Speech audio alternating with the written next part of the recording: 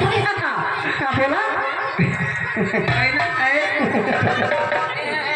कलमिए में जान बा, कलमिए में जान बा, कहाँ मोर सजना कलमिए में जान बा, कहाँ मोर सजना कलमिए में जान बा, कलमिए में जान बा, कलमिए में जान बा, कहाँ मोर सजना कलमिए में।